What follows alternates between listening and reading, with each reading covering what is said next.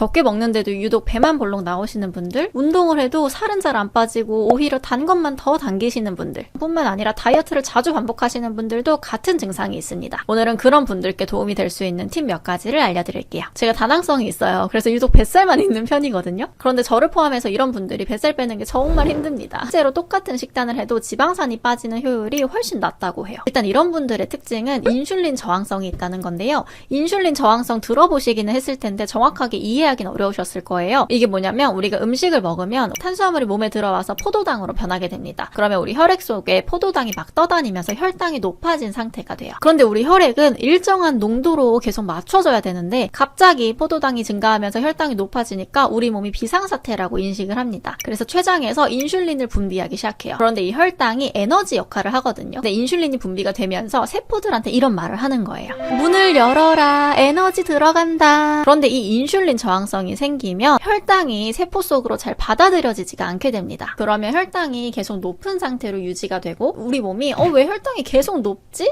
그럼 인슐린이 부족한가 보다 라고 하면서 췌장에서 인슐린을 더 많이 만들어내기 시작해요. 약을 자주 먹으면 몸에 내성이 생기듯이 우리 몸도 인슐린에 적응을 해서 인슐린 반응이 무덤덤해지는 거죠. 이걸 인슐린 저항성이라고 합니다. 인슐린이 체내에 많아진 상태가 되는 거죠. 그런데 여기서 여자들은 남자들이랑 조금 더 다르게 반응을 하는데요. 여자들은 난소에서 여성 호르몬을 만들어요. 근데 인슐린이 체내에 많아지면 남성 호르몬 증가가 됩니다. 이게 뭐가 문제냐면 우리 몸에 이제 체내에 그런 호르몬의 불균형이 생기는 거잖아요. 호르몬의 균형이 잘 맞았을 때 여성분들은 조금 살이 찐다 하면 피하 지방이 붙으면서 좀 여성스러운 라인으로 살이 찌게 됩니다. 저는 이건 긍정적인 것 같아요. 그런데 호르몬 불균형이 있어서 남성형 비만이 되면요. 다른 데는 살이 안 찌고 배만 찌는 정말 아저씨 같은 그런 복부 비만이 되는 겁니다. 배가 나오면서 내장지방이 생기기 시작하는데요. 이 내장지방은 우리 몸의 장기에 만성적인 염증을 만들어내요. 브레인포그나 여드름이나 아니면 장 환경이 안 좋아져서 변비, 설사 이런 것들을 자주 겪으신다던가 붓기가 생기면서 살이 좀 잘 찔 수도 있겠죠. 더 문제는 이 내장지방이 쌓이면 염증 물질을 더 내뿜어내서 인슐린이 세포로 다시 들어가지 못하게 막아버려요.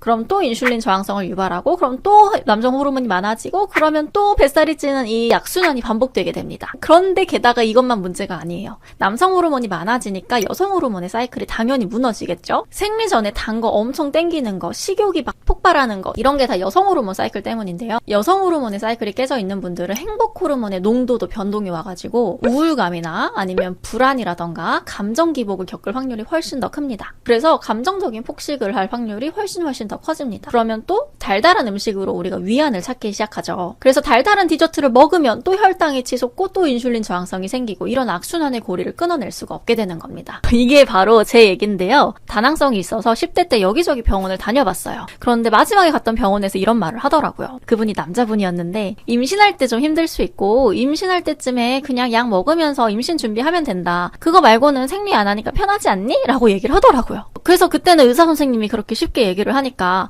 맞네? 생리를 이제 3-4달에 한 번씩 했었거든요. 그거 좀 괜찮은 것 같아. 별 문제 아니라고 생각을 했었어요. 그런데 이걸 관리 안 하면 대사적인 문제가 일어날 수 있고 지방간, 혈당, 혈당 문제가 있으니까 당뇨가 올 확률도 있고요. 고혈압, 콜레스테롤 이런 복합적인 문제를 유발할 수도 있는 그냥 방치하면 안 되는 거예요. 근데 그것뿐만 아니라 제가 감정기복이나 무기력, 우울, 불안 이런 것들이 되게 심한 편이었거든요. 그런데 이런 ADHD 증상이나 감정기복이 여성 호르몬의 영향을 훨씬 많이 받습니다. 그래서 제가 스트레스를 너무 받으면 그냥 평상시에 하던 일상이나 아니면 제가 일하는 거에도 많이 방해를 받고 관계에도 당연히 영향이 있어요. 제가 감정 컨트롤을 못하니까 그때는 그냥 그러려니 했는데 30대가 되니까 관리의 필요성을 느끼고 정말 열심히 관리를 하려고 노력하고 있습니다. 이렇게 영상에서 올려드리는 제가 공부한 내용들 뉴스레터로 한눈에 보기 쉽게 정리해서 공유를 해드리고 있거든요. 글에 있는 뉴스레터를 구독하시면 제가 공부해가면서 또 관리하는 그런 내용들 받아보실 수 있습니다. 당연히 의료적인 개입이 필요하기도 합니다. 그런데 일상적인 생활습관 관리가 정말 중요하거든요. 기본적으로 몸에 스트레스가 높은 상태라서 스트레스 관리를 꼭 하셔야 됩니다. 요가, 호흡, 이완을 할 수 있는 것들이 도움이 되거든요. 제가 요가를 꾸준히 하면서 이제 요가 강사도 하다 보니까 그나마 폭식을 다스리는 거나 체중 관리, 스트레스 관리가 내가 요가 때문에 조금 그나마 쉽게 했구나라는 생각이 들더라고요. 두 번째는 혈당 관리인데요. 간헐적 단식을 16시간 정도 하면서 아침에 단백질을 꼭 챙겨 드시는 게 좋습니다. 제가 간헐적 단식 자체는 정말 오래 해왔어요. 그런데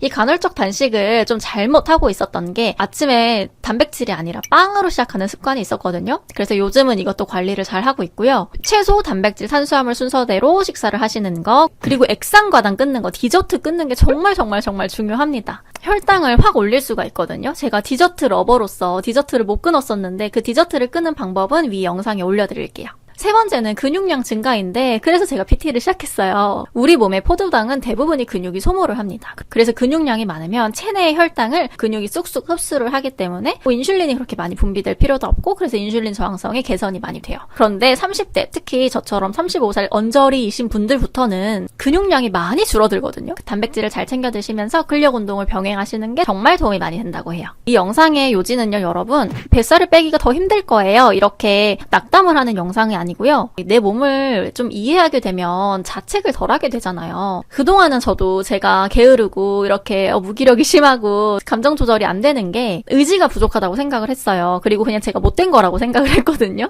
그걸 제 성격 탓으로 그동안 돌려왔던 거죠. 그런데 이렇게 제가 제 몸에 대해서 어떻게 관리를 해야 될지 공부를 해가다 보니까 저 자신한테 조금 너그러워지는 계기가 되는 것 같아요. 나는 그럴 수 있어. 내가 의지가 약하거나 내 성격이 못된 게 아니라 그냥 나는 그럴 수 있어. 이런 받아들이고 나를 좀 수용할 수 있게 되더라고요. 그래서 이 영상을 보시는 분들이 다이어트에 고민이 있으신 분들도 있겠지만 저처럼 뭔가 생활 전반에서 좀 자책하는 일이 잦으시다면 이 영상을 계기로 스스로를 좀 다독여줄 수 있는 그런 시간을 가지시길 바랍니다. 그리고 댓글에 여러분들의 고민도 남겨주시면 다음 영상에서 참고해서 만들어 보도록 하겠습니다. 오늘도 영상 봐주셔서 감사하고요. 크리스탈이었습니다. 감사합니다.